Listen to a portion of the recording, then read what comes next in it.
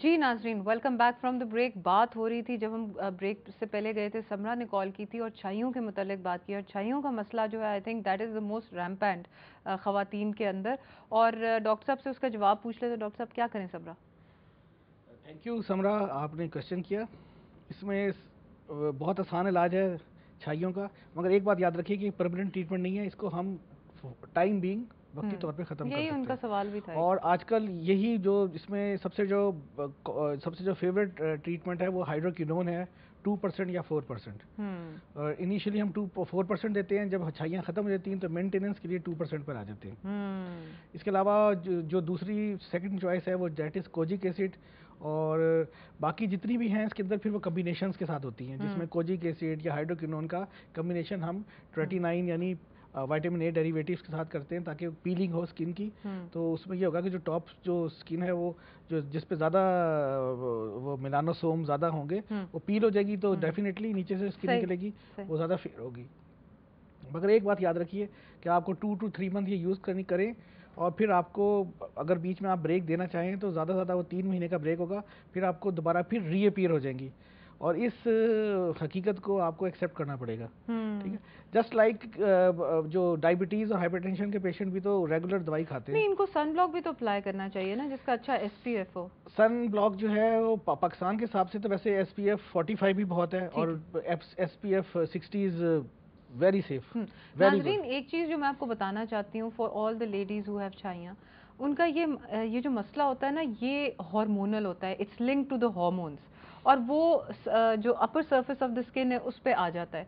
सो अगर एक तो उसकी रूट कॉज की ट्रीटमेंट वो ज़रूरी है, और ऊपर से जब ट्रीटमेंट करते हैं डॉक्टर साहब एंड डर्मेटोलॉजिस्ट, तो वो अपर लेयर को जैसे कह रहे हैं डॉक्टर साहब के पील ऑफ कर दिया, उससे ठीक हो गई, या ब्लीचिंग एजेंट्स लगा दिए उससे वो कम हो गई। लेकिन जो जड़ वाला मसला है ना, that is coming from the hormones, so keep that in mind. हमारे साथ एक और कॉलर है सोबिया जी। हेलो, अस्सलाम वालेकुम। अस्सलाम वालेकुम। क्या हाल है आपका सोबिया?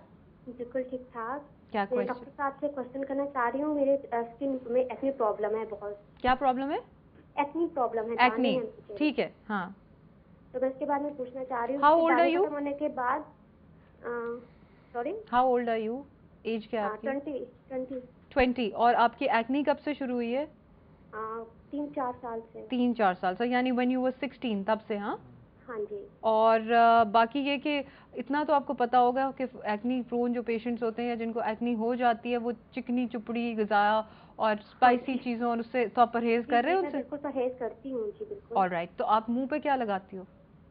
नॉर्मल, कुछ भी नहीं, कुछ भी यूज़ नहीं करती हूँ। ओके ओके जी डॉक्टर। दोबारा बताइए, मुंह पे क्या लगाती हैं आप? कुछ भी नहीं? कुछ भी नहीं लगाती हूँ, कुछ भी यूज़ नहीं करती। समरा नाम बताया इन्होंने? इनका नाम है सोबिया। सोबिया। सोबिया, ये जो 17 ईयर्स से आप 18 ईयर्स आपकी एज है, 16 to 17 अब 20 साल है इनकी उम्र। 20 साल, 3 साल हो गए एक्नी होते हुए। अच्छा, यानी 17 से शुरू हुए थे इनको। ये 16 to 25 पीक एज है एक्नी की। और इस एज में जब वो एक एडल्ट में कन्वर्ट होते हैं, एक लड़का या लड़की, तो जो उनके हार्मोनल चेंजेस उनकी आती हैं पुबर्टी की, उनकी वजह से उनके फेस पर जो सेबेशियस ग्लैंड है उनकी ये ओवर एक्टिविटी होती है। और वो ओवर एक्टिविटी में एक चीज़ जो आपको बता चुकी है डॉक्टर फरजीन के चेहरे पर बहुत ज़्यादा ऑयल होता है, ठीक है, क्योंकि वो जो एक्सेस ऑयल पैदा करते हैं ग्लैंड, और जिसकी वजह से ये सारे एक्नी और ये सारे प्रॉब्लम होती है। तो एक तो ये कि आप अपना फेस बार बार वॉश करें ताकि आपके चेहरे पर एक्सेस ऑफ ऑयल ना हो। और बेहतर है कि ऑयली जो हैं फूड उससे भी आप परहेज़ कीजिए। वो कर रही हैं, खासतौर पे जंक फूड जो आपकी एज के बच्चे बहुत खाते हैं। डॉक्टर साहब, ये जो क्रीम्स मिलती हैं मार्केट में एक्नी के लिए, वो लगाएं? बिल्कुल नहीं, बिल्कुल नहीं। उन सब में जो है वो स्टीरॉयड शामिल होते हैं और वो बहुत डेंजरस हैं। और मेरे एक सर्टन दवाई डॉक्टर्स दे रहे थे बहुत सारी, जैसे ये बच्ची हैं सोबिया, इन्होंने कॉल की है, इन लोगों में नहीं देनी चाहिए थी वो, मैं उसका नाम नहीं लेना चाहती, वो ओरली खाते थे वो, और उससे सेकेंडरी इनफर्टिलिटी फिर उसके साथ होती थी।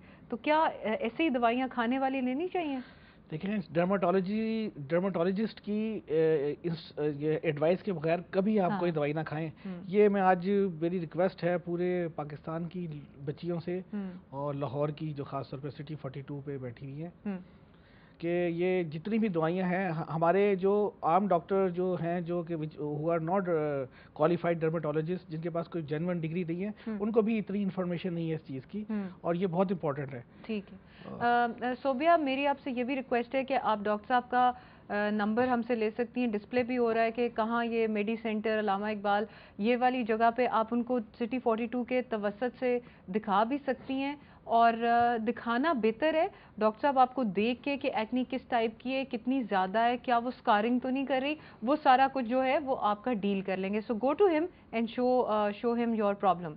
अच्छा डॉक्टर साहब, छाइयाँ जो होती हैं, अभी मैंने बताया कि हार्मोनल होती हैं, तो इनका हार्मोनल इलाज है कोई उस तरह से कि जड़ से ख़त्म किया जाए? नहीं, कोई हार्मोनल इलाज नहीं है। इनको हम सिर्फ टॉपिकली ही ख़त्म कर सकते हैं और हार्मोनल कोई ट्रीटमेंट नहीं है इनका। हार्मोन तो सिर्फ ये है कि वो जो मेलानोसाइट है उनको स्टिमुलेट कर देते हैं और मेलानोसाइट जो है वो उसकी प्रोडक्शन जो है बढ़ा देते हैं। नादिया की है ये ईमेल, और वो कह रही हैं कि उनके जो होंठ हैं उनके ऊपर डिस्कलरेशन हो गई हुई है, पहले वो पिंक थे मगर अब ब्लैकनिंग हो गई है, तो इसका क्या सद्देबाब किया जाए? लेकिन अगर उनका कोई सीरियस डिजीज़ नहीं है, कोई इंटरनल हेपेटाइटिस या ट्यूबरकुलोसिस, उसमें चेंजेस आती हैं, या कोई लेड पॉइजनिंग कोई इस टाइप का नहीं है कोई, और वो उनकी सारी फंक्शन नॉर्मल है, तो फिर ये कलर चेंज होता रहता है। इस तरह परेशान ना हो और सिंपल मॉइस्चराइज़र लगाइए और कोई अच्छी मल्टीविटामिन लगाइएगा, खाएं, जिसमें एक विटामिन सी और विटामिन डी ज़रूर होना चाहिए। विटामिन डी का तो बहुत रोल है ना आजकल। विटामिन डी बहुत इंपॉर्टेंट है और विटामिन सी जो है वो स्किन के लिए बहुत इंपॉर्टेंट है। ये बल्कि स्किन के जो हमारी स्किन के नीचे कोलेजन फाइबर्स हैं उनकी प्रोडक्शन को भी इन्हांस करता है। बिल्कुल सही। और अगर चिट्टा होना हो तब भी लेते हैं लोग उसको। ये मेलानोसाइट को भी उनकी एक्टिव, अगर वो एक्सेस में काम करें उसको भी ये नॉर्मलाइज करता है। अच्छा नाजरीन, ब्रेक का टाइम हो गया तो आप ज़रा ब्रेक पे जाएं।